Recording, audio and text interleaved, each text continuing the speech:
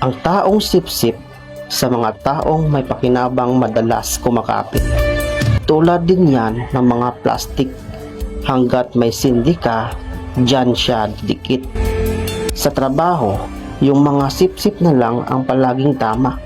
At yung mga nagtatrabaho ng maayos ang palaging kawawa. Sipsip. Sila yung uri ng nilalang na mahilig pumapil sa mga amo. Feeling nagmamagaling pero isip talangka naman. Dahil takot yan masapawan at maitsapwera sa sarili niyang multo.